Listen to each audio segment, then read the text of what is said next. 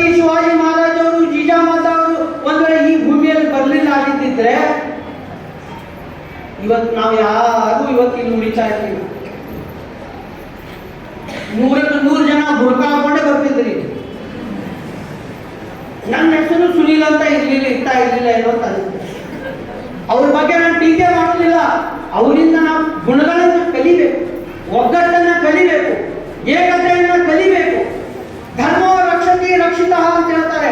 ನಾವು ಧರ್ಮವನ್ನು ರಕ್ಷಣೆ ಮಾಡಿದ್ರೆ ಆ ಧರ್ಮ ನಮ್ಮನ್ನು ರಕ್ಷಣೆ ಮಾಡ್ತದೆ ಅಂತ ಹೇಳ್ತಾರೆ. ಈ ರೀತಿ ನಿಮ್ಮಲ್ಲಿ ವಿನಂತಿ ಮಾಡೋದಿಷ್ಟೇ.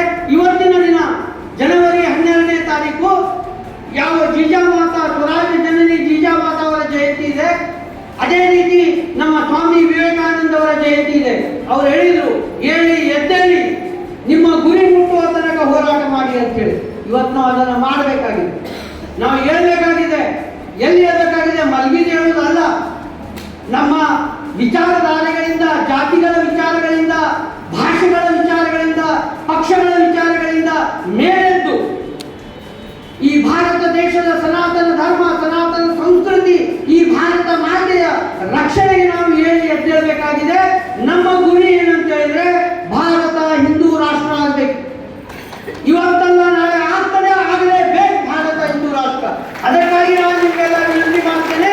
ಇಷ್ಟೆಲ್ಲ ಜೀಜಾಮಾತೆಯವರು ಸೇರಿದ್ದೀರಿ, ಲಕ್ಷಾಂತರ ಜೀಜಾಮಾತೆಯವರು ಸೇರಿ ಲಕ್ಷಾಂತರ ಛತ್ರಪತಿ ಶಿವಾಜಿ ಮಹಾರಾಜ್ ಅವರು, ಲಕ್ಷಾಂತರ ಛತ್ರಪತಿ ಶಿವಾಜಿ ಮಹಾರಾಜ್ ಅವರು ಜನ್ಮ ನೀವು ಕೊಟ್ಟಿದ್ದೆ ಆದ್ರೆ ಯಾವ ಒಬ್ಬರಿಗೂ ಶಕ್ತಿ ಇಲ್ಲ, ಯಾವ ರಾಜಕಾರಣಿಗಳಿಗೂ ಶಕ್ತಿ ಇಲ್ಲ ನಮ್ಮ ಧರ್ಮಕ್ಕೆ ಅವಹೇಳನ ಮಾಡುದು, ನಮ್ಮ ಸ್ವಾಮಿಗಳನ್ನ ಅವಹೇಳನ ಮಾಡುದು, ನಮ್ಮ ದೇವರನ್ನ ಅವಹೇಳನ ಮಾಡುದು. ಮತ್ತೆ ಯಾರಿಗೂ ಶಕ್ತಿ ಇಲ್ಲ ಸನಾತನ ಹಿಂದೂ ಧರ್ಮವನ್ನ ನಾಶ ಮಾಡ್ಬೇಕಂತ ಯಾವ ರಾಜಕಾರಣಿಗಳು ಸ್ಟೇಟ್ಮೆಂಟ್ ಮಾಡ್ತಾರೆ, ಅವ್ರಿಗೂ ಆ ತಾಕತ್ ಬರ್ಲಿಕ್ಕಿಲ್ಲ. ನೆನಪಿಟ್ಕೊಳ್ರಿ.